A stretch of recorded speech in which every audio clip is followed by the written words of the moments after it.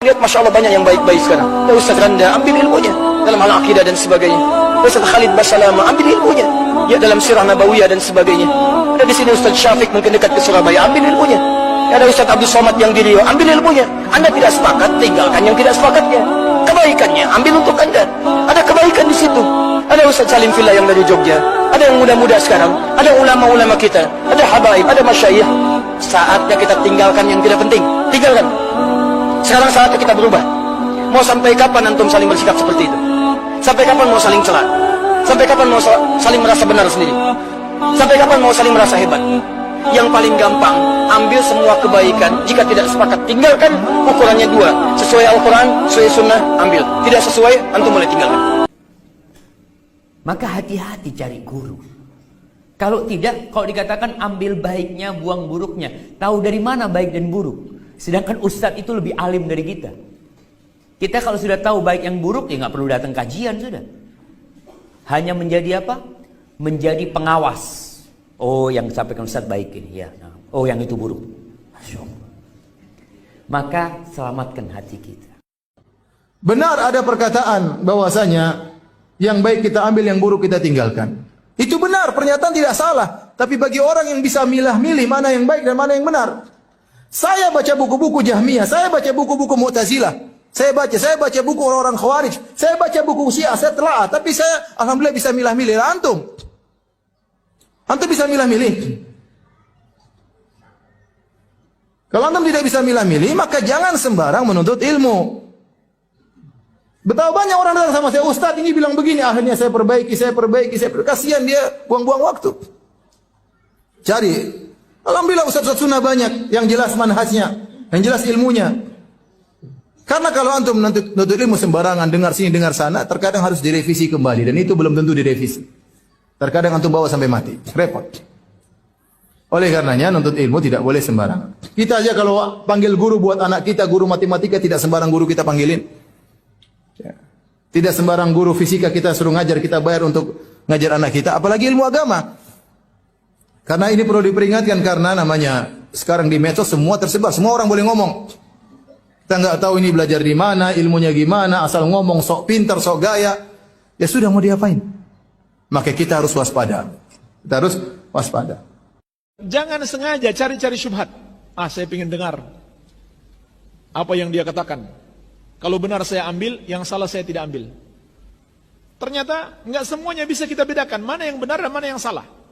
Bahkan yang sudah kita ketahui salah, dengan syubhatnya, kita ternyata kemudian membenarkan. Jadi ini prinsip yang tidak benar. Saya mau ikut semua kalangan, semua da'i, semua ustadz. Yang benar saya ambil, yang salah saya tidak ambil. Pertama, kita nggak mungkin, atau kita tidak bisa memastikan, semua kita bisa bedakan, ini benar dan ini salah. Yang kedua, seringkali yang sudah kita ketahui salah, ternyata menjadi benar, karena syubhat. Jadi jangan cari-cari syubhat itu. Hindarkan diri kita dari syubhat. Dosa syubhat, dia nggak tahu ini dosa atau bukan. Jadi dia melakukan perbuatan yang dia anggap itu kebaikan, padahal sebenarnya bukan kebaikan. Seperti orang banyak sibuk melakukan perbuatan bid'ah, syirik. Ini bahaya sekali. Dia tidak sadar dirinya sedang berbuat kesalahan, dia anggap dirinya sedang ibadah. Sia-sia waktunya, ya, sia-sia ibadah yang sedang dia lakukan karena tidak diterima, tidak ada panduannya. Dan juga nanti akan menjadi dosa itu, menjadi hukuman. Apalagi kalau dia ngotot ngajarkan kepada orang lain, makin banyak tersebar. Syubhat ini, sabda Nabi SAW sudah jelas. Yang halal jelas, yang haram jelas. Di antaranya ada hal yang samar-samar. Bagaimana pendapat Ustadz mengenai orang yang suka ikut kajian sunnah tapi juga selain kajian sunnah diikuti?